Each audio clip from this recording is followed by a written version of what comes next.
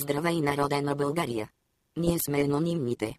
След като свалихме сайта на президента, заради позицията му относно войната с Сирия, днес тази тема остава без официален отговор от страна на президента и народните представители. Преди дни свалихме сайта на правителството, заради закона даващ правото за продажба на българска земя на чужденци. По тази тема отново не виждаме ясна позиция, която да е взета от Народното събрание или нашият президентски смърв.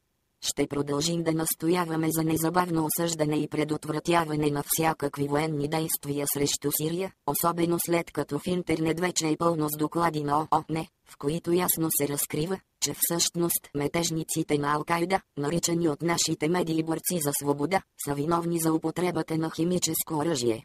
Продължаваме да настояваме за забрана и налагане на вето върху закона, разрешаващ разпродажбата на родината ни. Земя напоена с кръв не се продава. Народът, който е върховен суверен на България, продължава да не бъде чут и да не се вземат решения съобразени с неговото мнение чрез референдуми.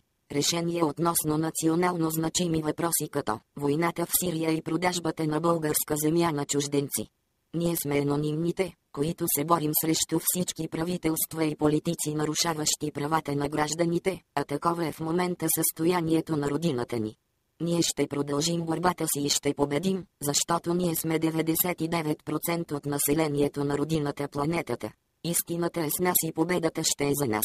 Мерките, които ние ще предприемем, ще започнат да еволюират от ДДОС атаки към все по-тежка хакерска артилерия. Веднъж вече показахме на какво сме способни. Ние сме анонимните. Ние сме легион. Ние не забравяме. Ние не прощаваме. Очаквайте ни.